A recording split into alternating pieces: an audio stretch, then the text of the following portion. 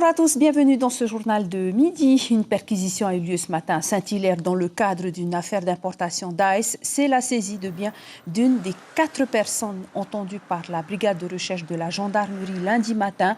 Sur les 4, 2 ont été libérés et 2 sont toujours en garde à vue. Les 2 hommes seront présentés demain devant le juge d'instruction. Selon nos informations, ils auraient reconnu avoir amené 2 kilos d'ice l'année dernière au mois de juillet. La décision de la présidente du tribunal des référés de Papeete est tombée. L'affaire Oscar Temaru Hervé Leroy sera finalement jugée à Nouméa. Il s'agit de la plainte du président du Tavini Huir Atira contre le procureur de la République pour atteinte à la présomption d'innocence. Ismaël Tahiata, bonjour, vous étiez au tribunal ce matin. Bonjour, nous sommes au tribunal ce matin. La décision de la présidente du tribunal des référés vient de tomber. L'affaire d'Oscar Temaru sera jugée à Nouméa par le tribunal de première instance. Oscar et ses avocats doivent se réunir et décider ensemble s'ils acceptent ou non la décision de la présidente du tribunal des référés. Et en ce moment même, le président du Tavini Huir Atira donne une conférence de presse et on nous fait savoir qu'il ne fait pas appel de cette décision. Le maire de Fa'a s'est dit satisfait. Ses amis calédoniens l'attendent pour le jugement de cette affaire. Le procureur avait quant à lui demandé le dépaysement de cette affaire à Paris. L'aéroport de Tahiti vit la pire année de son existence. Ce sont les propos du directeur général ce matin. 98% de baisse pendant la période de confinement. La reprise est très lente depuis le déconfinement. Face à un déficit de l'ordre de 700 millions de francs, ADT a signé un accord avec les salariés sur une baisse d'activité, donc de salaire de 20%. La reprise de l'activité dépendra du retour des vols internationaux. Le point sur la situation avec Jean-Michel Ratron, directeur général d'ADT, au micro de Laurence Pourteau et Christian Dezou. Alors c'est une première pour ADT, je pense que c'est une première pour beaucoup d'entreprises, c'est une première pour le pays aussi. C'est une crise effectivement qui est très dure. Nous allons perdre dans l'ensemble de l'année 2020 par rapport à 2019, probablement entre 55 et 60% de trafic et à peu près autant de revenus, donc de chiffre d'affaires pour l'entreprise. C'est vrai pour nous, c'est vrai pour les compagnies aériennes, c'est vrai pour les hôtels. Tout le secteur est très touché aujourd'hui par cette crise. Et de son côté, Air Tahiti essaye de trouver une solution avec le pays pour les 26 îles que la compagnie ne dessert plus.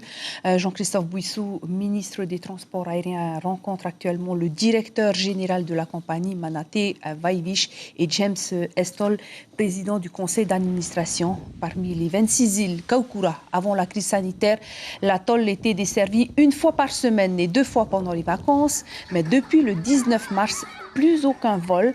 Le seul moyen pour s'y rendre aujourd'hui, c'est par bateau. Il faut prendre tout d'abord le vol Papeete-Arutwa et affréter un bateau une fois sur place. La traversée 1 heure, voire 2 heures selon les conditions météorologiques. Pas facile pour les habitants de Kaukura, comme nous le dit Simone Deviès, interrogée par l'INSEROA. Je trouve que c'est complètement anormal. La population de l'atoll est en complet désarroi de ne plus avoir d'avion. Nous avons besoin d'aller à Papeete pour faire des courses, pour aller voir les médecins, pour aller voir les familles, pour certains Polynésiens. Alors, il faut quand même qu'on ne soit pas confiné ici. On l'a déjà été suffisamment avec le virus. Dernière ligne droite pour les listes présentes au 2e tour des municipales. À Aroué, on assistera à une triangulaire. Il y a la liste menée par le maire sortant Philippe Chil, la liste d'union menée par Teoura Iriti et celle menée par Tepoanuisno. Invité Café en radio ce matin, il est revenu avec Ibrahim Ahmed Aziz sur les grandes lignes de son programme. On l'écoute. Le premier point de notre programme, c'est bien sûr donner de l'emploi à notre population.